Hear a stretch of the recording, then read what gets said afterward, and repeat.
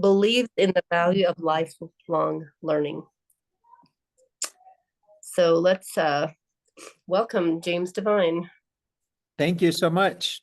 You know, the 10 years I spent in the Army, there were times when I would hear someone demand, I want to be treated like an adult. I want to be treated like an adult. And they weren't really acting like adults. Maybe some of you have kids that are like that at home. And so that's something if we want to be treated like an adult, we have to act like an adult. So this is a session called Dealing with People, and we're just going to talk about some different ways you can deal with different people in your life, and maybe some lessons that you can pass along to your own kids as well, because we know they all need training in how to deal with people in the proper way. There was a show when I was a kid called Grizzly Adams, and this guy, I don't know if he had committed a crime or something, but he ended up living out in the woods all by himself, and he just lived off the land. And he once in a while had someone who would come by and see him, and he always was being attacked by bears and different kind of stuff. And then a more modern movie, you may have seen the movie I Am Legend, and he thought that he was the only survivor in this zombie apocalypse. But later he found out there were other people, and he was really struggling in that loneliness. And the same thing with Grizzly Adams. We are made to live in community.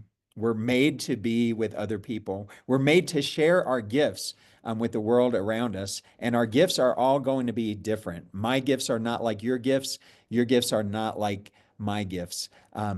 We all have something to add to this world. Some people's gifts are more pronounced or more visible. We think of like movie actors and things like that are more visible, or a public speaker, a musician. And then other people, my wife is a dental hygienist, and besides her own patients, not very many people really get to interact with her on a daily basis. But she is putting her imprint on the world with the skills and talents that God has blessed her with.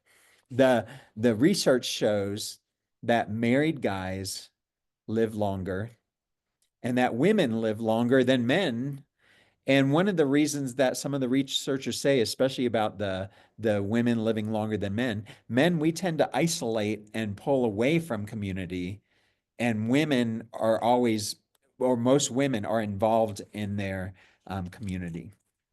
The first subtitle that I have is called dealing with parents. And so this could be something you train your kids to do.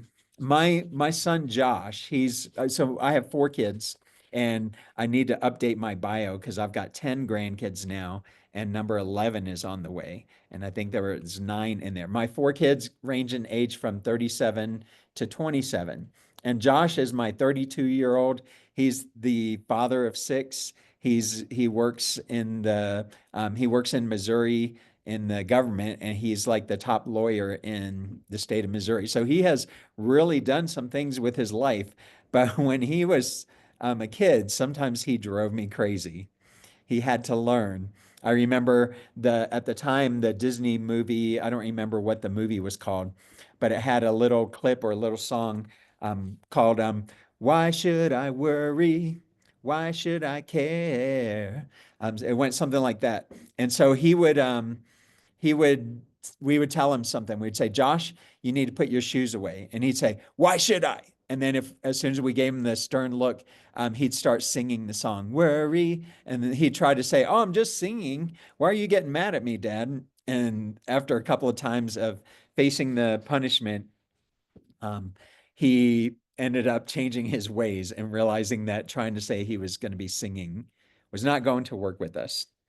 So one of the things we want to do is even if we disagree with someone, we should be respectful in the way that we talk to them. So this applies with kids, with parents, even our age group with our older parents, even and even in our society, there just seems to have been there seems to be a lack of agreeableness in our society where people are assuming the worst and going down the wrong path. And it's like, if you can't agree with me, then we can't associate with each other. And that makes me sad to see that, because I remember a time when there's always been disagreement.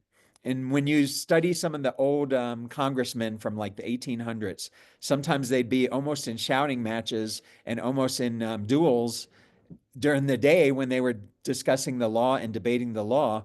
And as the day was over, they would go and hang out in the local cafe or whatever they called them at the time, and they would be best of friends. But during the day, they completely disagreed on their politics or on what the appropriate law to make would be. We also have to teach our kids. This is something I had to teach mine often, to look at it from the parent's perspective. I'm going to take an obvious example. So you take a toddler, and my youngest grandson right now, he's 4, and when he was 3, especially and younger, he always wanted to just dart out in the road. He didn't understand my perspective of why I had that grip on his wrist, not even his hand, on his wrist, because I wanted to make sure he couldn't pull away. Because he doesn't know he's about to get run over like a squirrel in the road if he's not careful. And so sometimes the it doesn't mean we always have to give the kids our perspective, but sometimes letting them know what our perspective is or why we're saying no to something, sometimes that can be helpful. And it's going to depend on the kid. After raising 4 kids, I realized all 4 of mine were different. That son I was just telling you about, who became a lawyer, he always wanted to argue. If you tried to tell him, well, it's because of this. This is why we're doing that. And he'd say, well, that's dumb, or I don't get it. No matter how I explained it to him. And for him, I just had to say, it's because dad told you to. And he was actually fine with that. But when his lawyer traits were coming out even as early as age 3, when he was a little boy. Um, we have to sometimes train our kids that we're teaching them to be ready for life. We don't want them to suffer. We want them to be able to be successful in life. Sometimes they don't know about our own troubles and worries. And sometimes, depending on the kid, it might be good to share that with them. If the heater went out and now we have a $5,000 expense we weren't expecting, and they're asking us for money for something, we might need to just communicate with them that I would normally do that for you, but I'm not going to be able to do that because of what we're going through right now. Um, Here's something I have found very interesting. So my 10 grandkids, one of my kids has 6 of those, another one has 3, and another one has 1. Research is showing that kids from large families are often better adapted to life because they have to make it work. There's no way. I even look at my own parenting when I had one child, and so the one that has just the one grandchild for me, I see them doing this as well. When I had the one child, then if she didn't like what we were eating, it was easy for me to make something else for her. But once I had 4, it was kind of like, this is what we're having. If you don't like it, too bad. And I see that in the family with the 6 kids as well. Large kids from large families usually adapt better to life. Something also that this is kind of dealing with parents, but it can be something we do even with our jobs, is to be helpful even without being asked. And I'm not saying I'll share this one story with you. I had a coworker. I've been a teacher for 27 years now, and I had a coworker one time. The principal had said to us, um, the schedule is going to slightly change. Lunches are going to be a minute longer. And of course, we teachers had lunch duty. And she demanded, she's like, are we getting compensation for that 1 minute? I'm not doing an extra minute of lunch duty. And I remember thinking, sometimes you just need to get along with what's happening. Now, there's some jobs throughout our country and throughout the history that have sometimes abused people, and taking advantage of people. So I'm not talking about standing up with that, but sometimes we just need to say, what can I do to help? Or what can I do to pitch in? It might not be my job description. It might not be what you told me I would be doing, but this is what you need help with right now. Maybe do the dishes or housework without being asked. If we can train our kids to do that, or even taking the lead on things and anticipating some of the needs that we have. Um, any questions so far on this portion that we've talked about?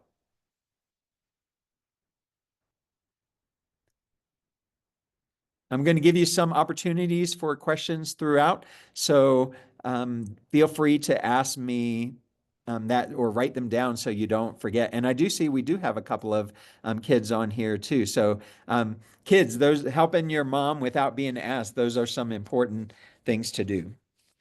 All right. So now I want to talk about dealing with teachers. I'm going to kind of share some things maybe from my own experience. So one thing is be respectful.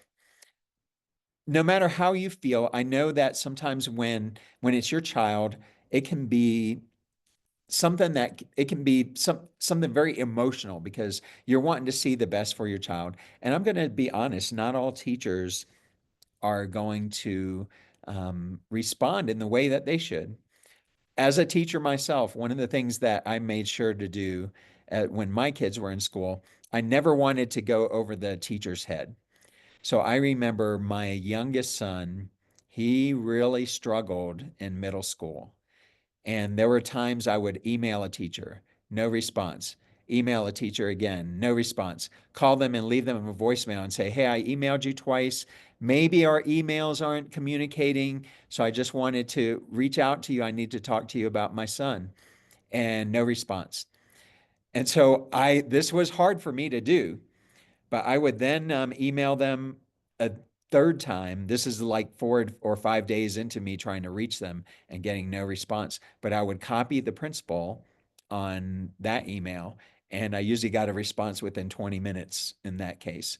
It was a shame to me that I had to do that because I have had parents along the way in my 27 years of teaching that just went right to that principal level, or some even went right to the superintendent level, and they didn't even try to communicate with me. Now, when I look back, I try to realize maybe some of them had bad experiences like I did with a couple of my youngest son's teachers, but do that first. So make that first step trying to make the one-on-one connection. Then if you don't get a response, then you can try to reach to the next level. One of the things we can do with teachers too is that help our kids not to get behind. Um, I have I'm going to try to show it to you. I actually have a paper calendar. I'm kind of old school, but I kind of need that view of being able to see everything that's coming up. And I really think that most kids would do better with a paper calendar than with a digital calendar. So maybe you help them by getting them a paper calendar and telling them to write their assignments in there. Because what I see happening, sometimes it's from the students, sometimes it's from the parents. Sometimes kids get to December and they're like, what do I need to do to get my grade up? And I'm thinking, let's see, you have about 20 assignments missing now at this point. You can still try to get your grade up, but it's going to take a lot more work than if you worked on it along the way. So sometimes planning ahead and being in touch with the teacher. There's so many things we can check on online now. The online grade books, we can um, kind of see what's happening. We a lot of times if we're in a meeting or something involved with work, maybe it's a training and we're not appreciating that training fully, or it doesn't seem to apply to us. I've had tons of those trainings. Maybe some of you feel that way right now. You're like, how's this going to apply to my life? Sometimes in young kids, they'll be like, I hate this class. And then their eyes close, their ears close, and they don't learn anything from it. But I have to say that when the 10 years I was in the Army, my time as a teacher, my time as a student, and I kind of consider myself a lifelong student.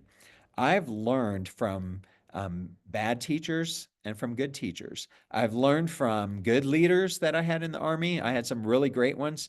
I had some really bad leaders. I learned from them all. I had a weird background, even though I've been in music education my whole life, or in music my whole life.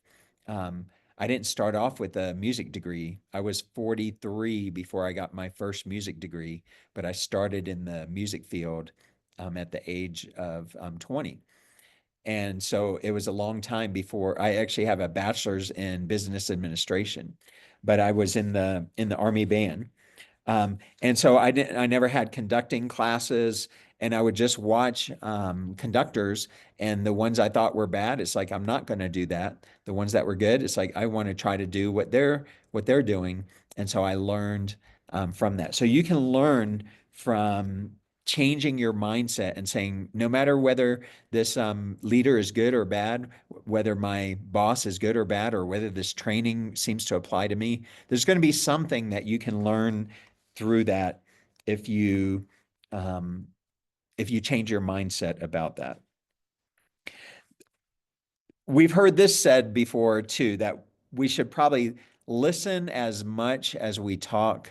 And some people have said we have two ears, and so we should be spending twice as much time listening as we are talking. And I think that's probably what has happened in our society today is people aren't really listening. They're just ready for their sound bite to put their sound bite forth. And instead of listening to what's happening, they're responding to it, usually emotionally. And I think that's something that is happening. I had a student, this is wisdom you can learn from a sixth grader. I'm amazed still looking back at this. We had gone to a jazz festival, and I was so excited to bring these kids to this jazz festival. It was in my earlier days of teaching. And so I didn't always have the right balance of time. And we had to drive to Alamosa to Adams State College, which is about a 2.5 hour drive. There were events going on all day, and I was planning on staying until about 8 p.m. and then we were going to drive back. We got there at like 8 or 9 a.m. The kids were complaining about 4 p.m. These were middle schoolers now. They were complaining. They were like, "Can we just go home? We're tired now. We're grumpy. We've been here all day already. Can we just go home?" And I just like shut my ears to them. It's like they're middle schoolers. I'm not going to pay attention to what they're doing. They're just complaining. Katie, a sixth grade girl, this still amazes me. She sat down next to me. We were watching one of the groups performing, and she said, "Mr. Devine, this has been a really cool day. I've learned so much, and I've had a good time today." And I said, "Well, I'm really glad, Katie, that this has been a good day for you." And she said, "Mr. Devine, I was just wondering, we're all kind of tired and we're getting grumpy. Is there any way possible that we can like leave sooner than we had planned? We've gotten quite a bit of good things already from this day." And when she responded that way, I changed my mind. A sixth grade girl got a 30-something-year-old man to change his mind, whereas all the students who were complaining, I just resisted that more. And I think our bosses and our coworkers and the people responsible for things we're doing, I think that they're probably going to be the same way that I was with Katie. It doesn't mean that every time we do that, something is going to change, but that could be something that we consider as we're relating to our bosses and things. Any questions at this point anyone want to throw out there?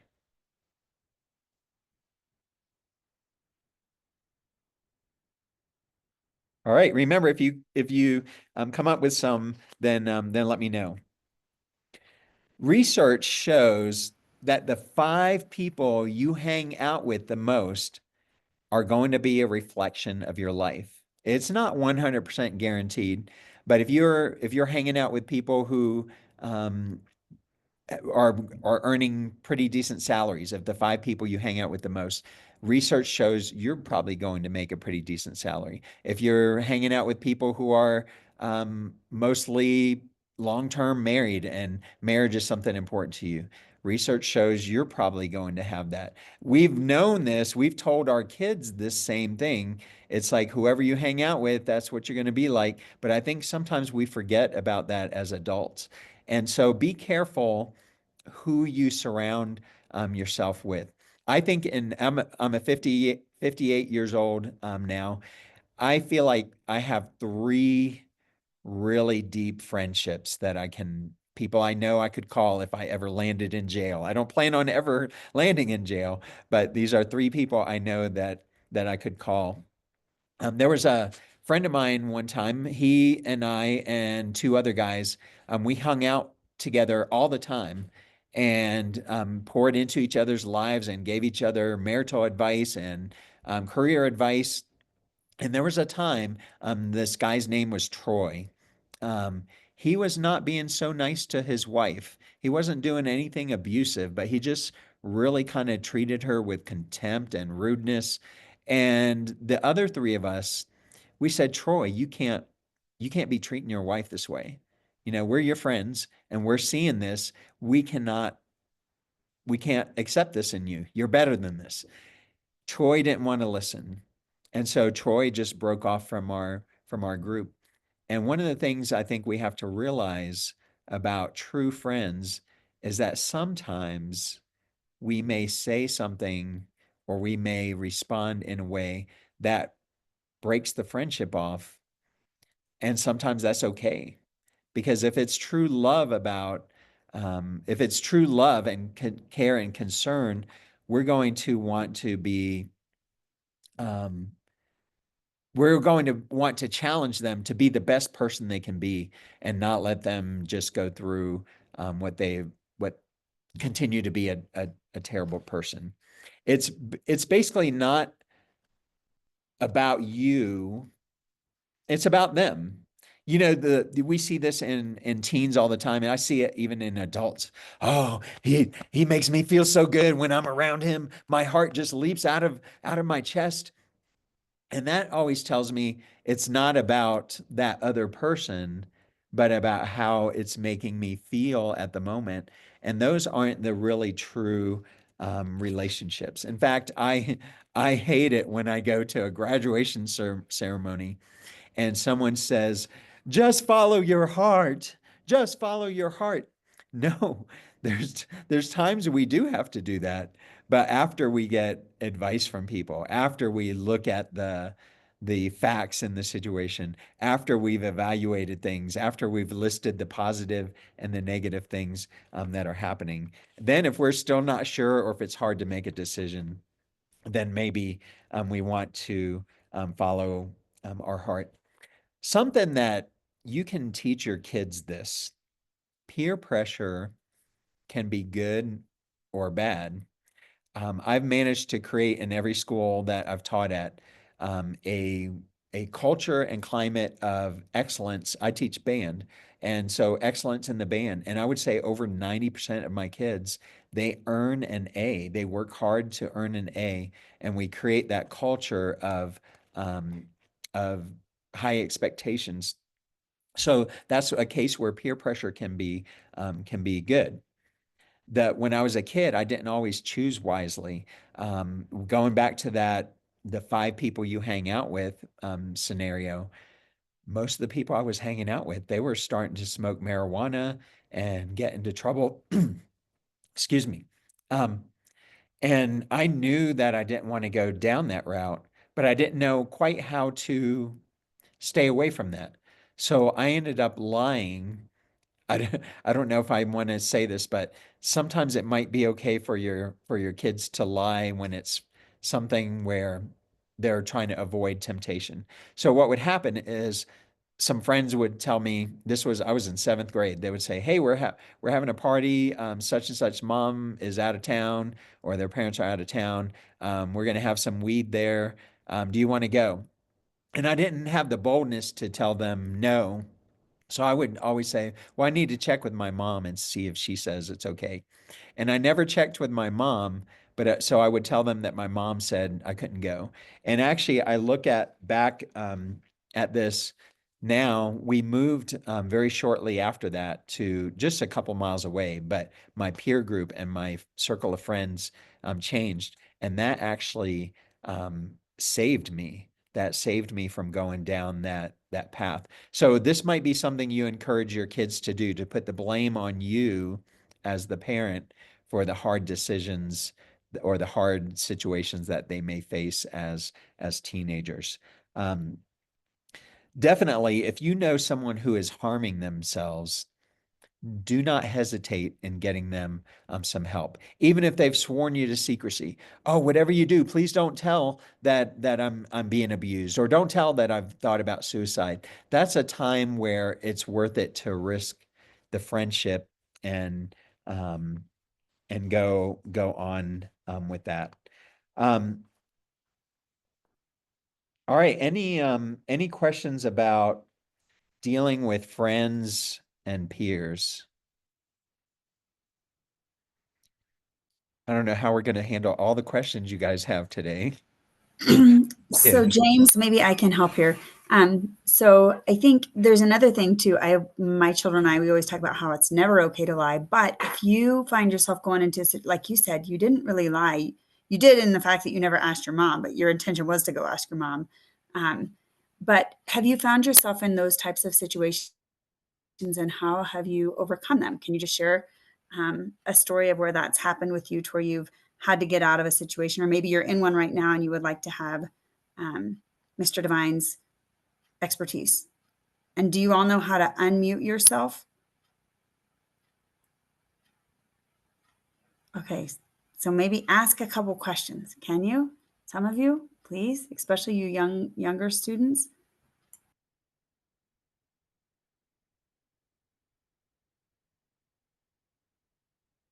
All right, and the a little bit later, I will try to put it in the chat a way to reach me. And so, if someone wants to be more anonymous, please feel free Mhm. to reach out and do that. Let's talk a little bit about apologizing. This is something that a lot of people struggle with. In the 70s, there was a show called Happy Days on, and it doesn't look like any of you were old enough to really to see that show. I see a couple of hands going up. And the Fonz was the coolest guy on that show. And but he could not say he was sorry. In fact, I still remember this episode, and he was trying to say it, and he was like, I'm so, and he never could bring himself to do that. My stepdad was the same way. When he and I would have a disagreement, he married my mom when I was about 12. When we would have a disagreement, he never wanted to say that he was sorry or apologize. He always still turned it around. Even if he was the one in the wrong, he turned it around. And it was kind of like I'm sorry. He never said the word sorry, but he would say something that kind of sounded like an apology, but he would put a but after. So, but if you hadn't acted that way, it wouldn't have caused me to become angry or whatever it might be.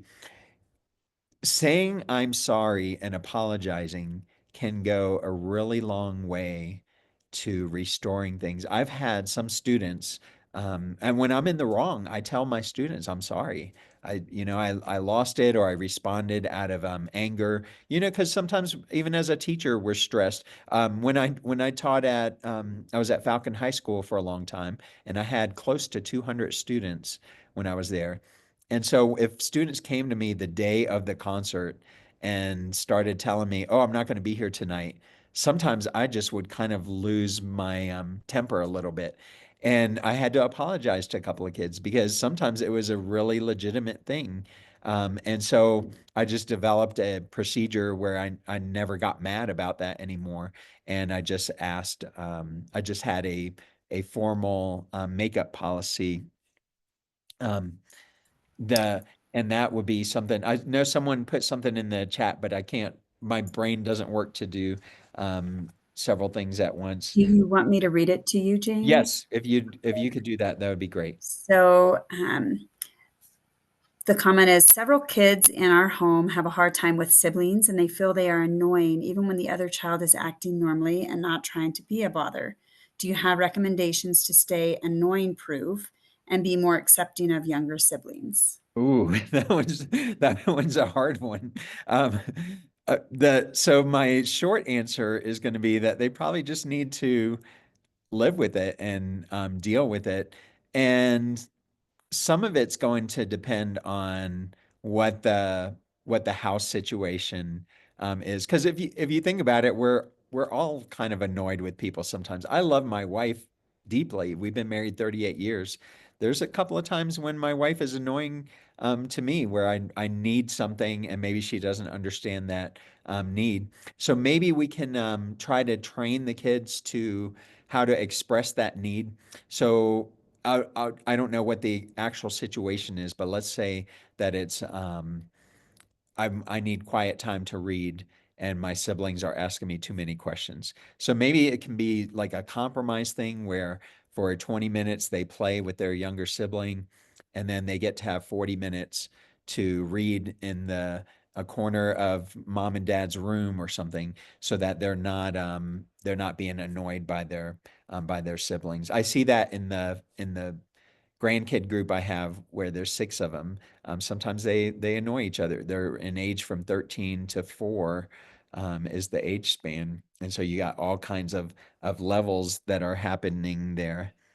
Um, all right, so someone put down that they feel that way about their brother at times, but they still love their brother. Um, And I like that. We teach our kids that at times difficult relationships with siblings is training ground for dealing with annoying people as adults, because we're all going to find that to be the case when we are at work and that sort of thing. So I think that I hope that that was helpful with trying to deal with that annoying behavior. Sometimes it might mean for, depending on the age of the annoying kid themselves, there might be some minor consequences that come about for them. I used to tell my kids when one of the blessings of being a teacher is I got to be home in the summer with them. One of the curses of being a teacher, I got to be home in the summer with my kids. So even when they were older, I would have something I called nap time, and they were like, "Dad, we're too old for a nap." And I said, "Well, it's not for you; it's for me. It's for me to have and 45 minutes or an hour where I don't have to listen to you complaining about something." So once I put it in that perspective, then they understood, and I didn't make them try to actually take a nap. It's just like you're going to go to your room and be quiet during this time and not be roaming around asking questions. Um, so one of the things that I won't share my whole story here.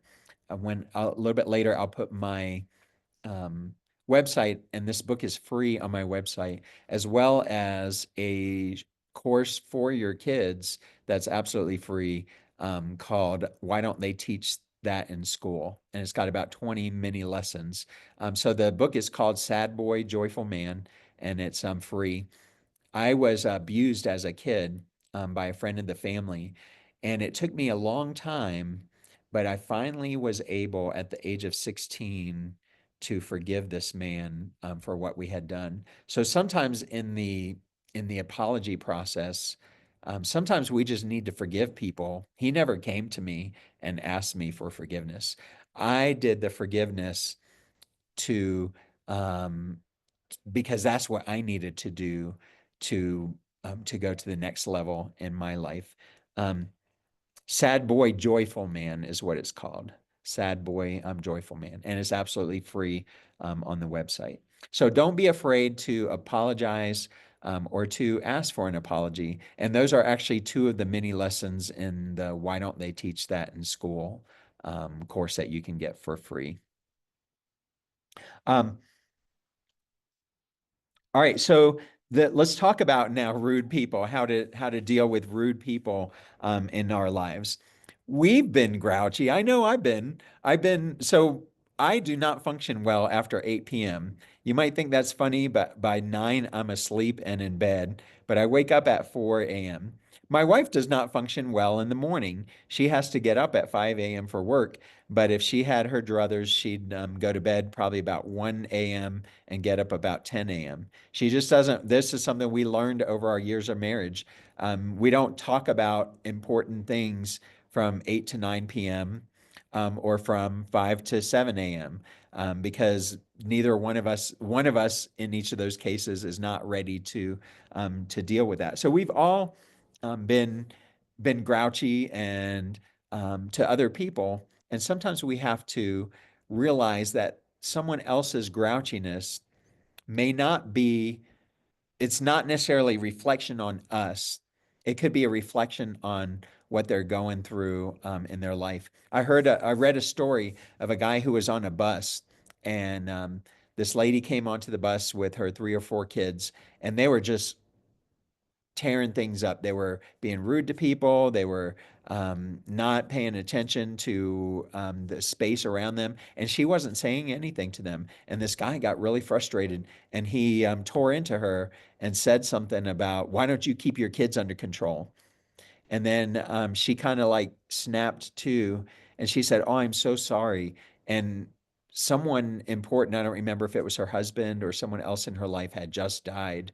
And so she just was not able to really function with what was happening with her kids. And so we don't know what people are going through. When I think about some of my coworkers and I found out either there's a divorce happening or an illness, or maybe they lost a parent or lost a sibling. And it's like, okay, that makes a little bit more sense. It doesn't mean we excuse every instance of that, but sometimes we just don't know what people are going through. I remember a a lady. She was sort of a coworker, but at a different school. And when you teach band, you often go to the schools that, especially if you teach high school, you go to the schools that the students you'll have them as students later on, just to work with them. And she made some accusations that were totally untrue, that were really hurtful. Um, and she had said that I had insulted some student, which I hadn't done, and a couple of other things. And she went to her principal and said these things about me.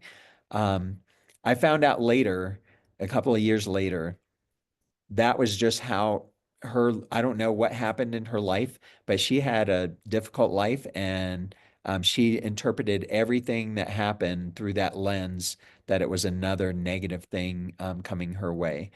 So there were other people I knew who I knew were wonderful, kind people, and she found out that she had said bad things about them as well. That was just something um, that that she did. So sometimes when we um, have rude people in our lives, we just need to have grace for them.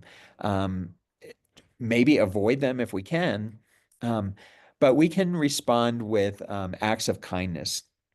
And I just want to tell you about kind of a couple of things that I've incorporated in my life. Um, I will often buy a candy bar or a flower or a cookie, um, and give it to someone anonymously, especially if I know that they're having a hard day. Try this. Here's the easiest way to do it. Next time you're at Walmart or Target or a store like that, pick up an extra candy bar, and especially if the cashier looks like they're having a hard day. And once you pay for it, say, "Hey, I bought this for you.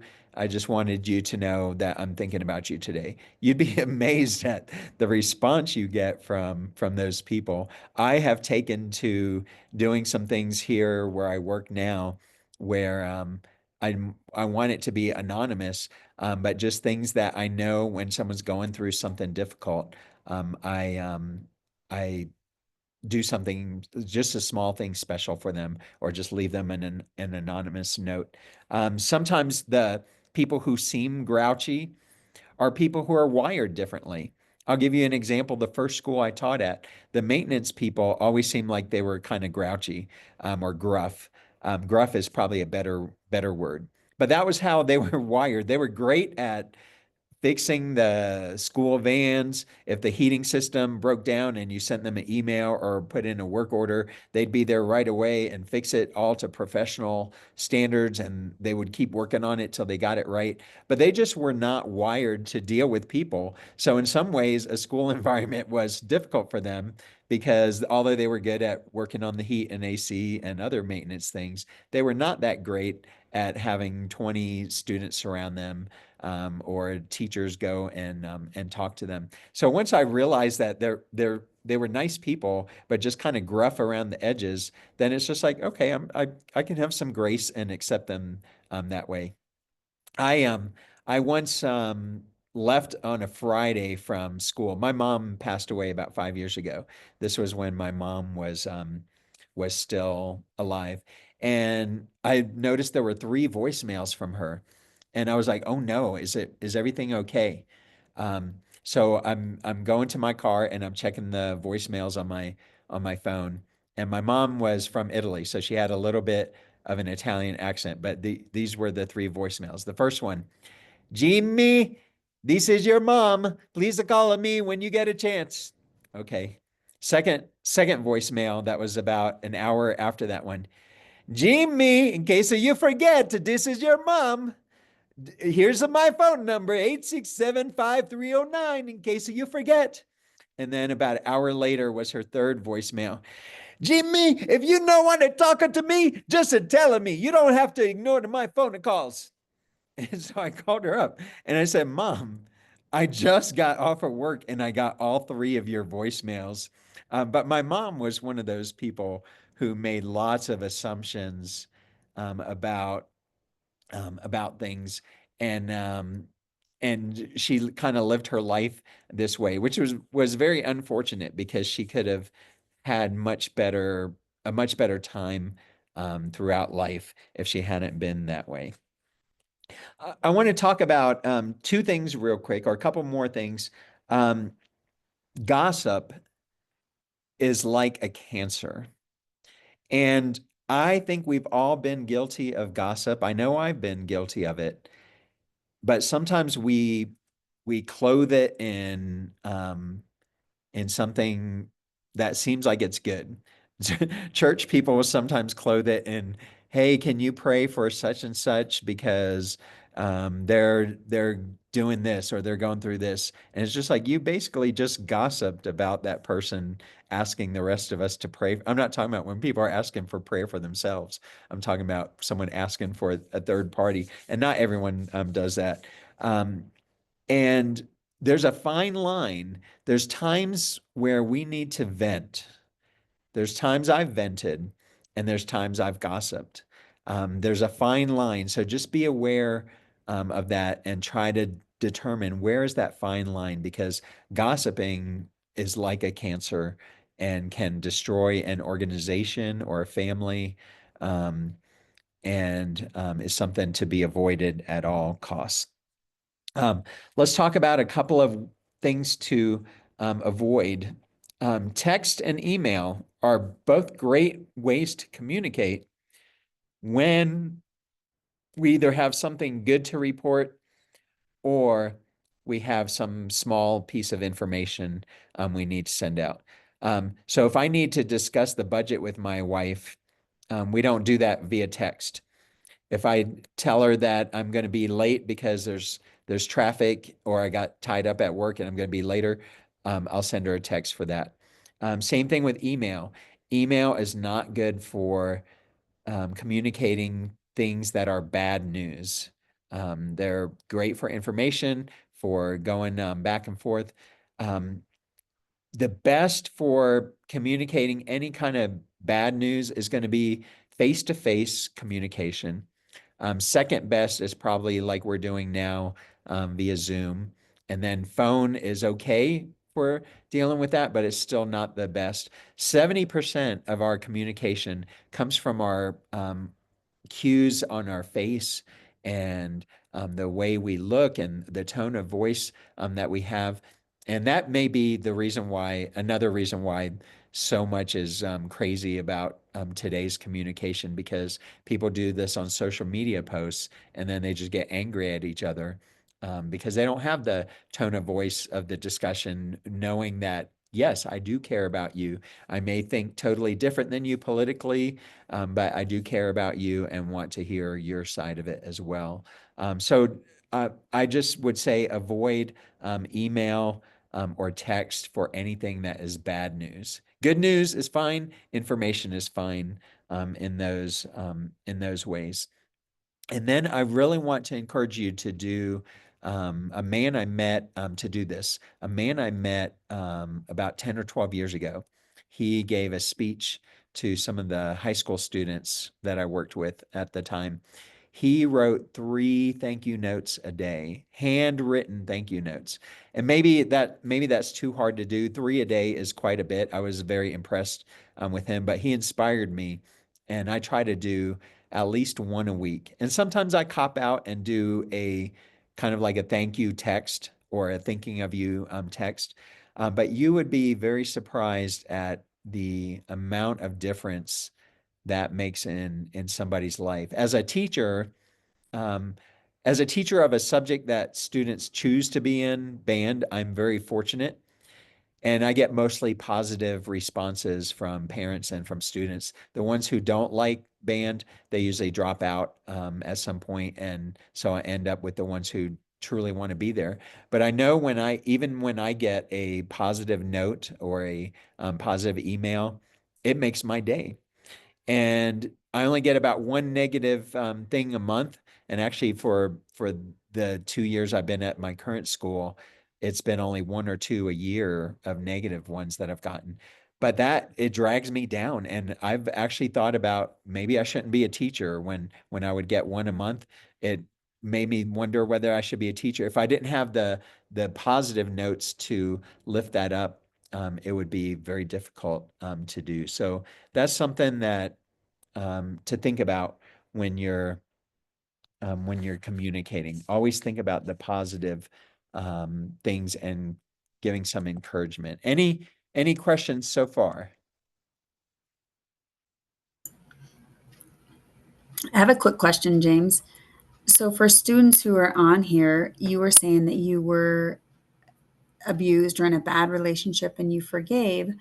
What about those students who, and I try to do it with my children as well, like to have them be brave enough to go to their parents? Did you go to your parents right away? Would you encourage them to do that or go to an adult? Like, what would have you done differently in that situation to help the students that are on here as well as the parents to Yes. help students? Thank you so much for bringing that up. My biggest regret is that I did not. When I was 16 is when I told my mom. The abuse happened from the age of like 6 to 9, and I didn't tell my mom till I was 16. And that's one of my biggest regrets is that I didn't say something sooner. It's nothing to do with my mom's fault. My father was also abusive, so I think I was just kind of afraid of men in general, and I think I took it on myself to protect my mom. And I'm saying this as a grown man now, trying to figure out what was going through this little boy's mind. Like, why didn't I tell anybody? But I wish I would have told somebody right away. Um, I did tell my kindergarten teachers about my father being abusive to my mom. Um, but that was something that in the early 70s, people didn't really respond like they do today to that. So even though they tried to help, they didn't, I don't think they called the authorities, or maybe the authorities just weren't very helpful. I don't know, but I don't think I specifically went to tell them. I think they probably were really good teachers that drew that out of me. So my encouragement to young people is don't hide anything. Anytime someone says something needs to be a secret, my red flags go up in that case. Even when teens are dating and they're trying to keep it secret from their parents, red flags go up for me because it's like if there's no problem with it, why do you have to keep it a secret? So definitely talk to your parents or your grandparents or aunt or uncle, someone that you trust, and get help from it, because my healing journey didn't start until I was 16. And I would say I'm 99% healed now. But that could have happened sooner for me had I gotten help. Plus, the abuse could have stopped if I had told somebody about it. But I don't blame that little boy. That little boy was doing so. Don't blame yourself if you had something that's been going on already and you haven't told. Don't beat yourself up over that. Just say, okay, now I learned from James, and I'm going to take that step forward. Don't look at the past and say, oh, I should have done. We can't change the past. We have to move forward from what we know now and where we're at today. But definitely share that.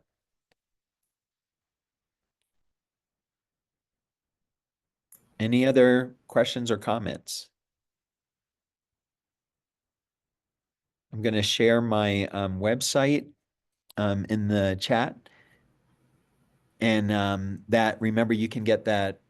Why don't they teach that in school course? The Sad Boy, Joyful Man book. Both of those are free there. And there's actually also a forgiveness course that's free there too. All right, I see something in the chat. Okay, so someone's just sharing their. Can everyone see everything in the chat? Okay, someone's just sharing their experience in there. All right, if there's are no more questions, that's all that I have for today. Thank you so much. This was very beneficial. I appreciate you taking the time to do this. You're welcome.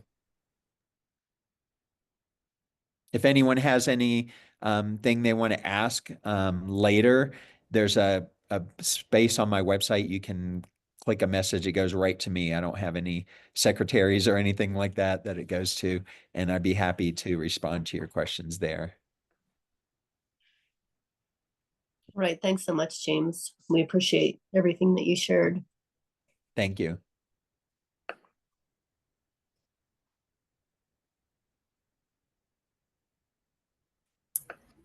Thank you so much, James. I will put up the survey so we can fill out the survey, and then we will announce our door prize winners. Did you put the website up yet, I James, did. in the chat? Okay. I don't see Maybe it. you did it individually to one person. There it is. Oh, okay. How do I do it to? It's there now. But you know what? Actually, here, I can put it I up. don't see it. Paste. Meeting group. There now. Is it there? Yes. I see it. Perfect. And I'm going to stop the recording right now too.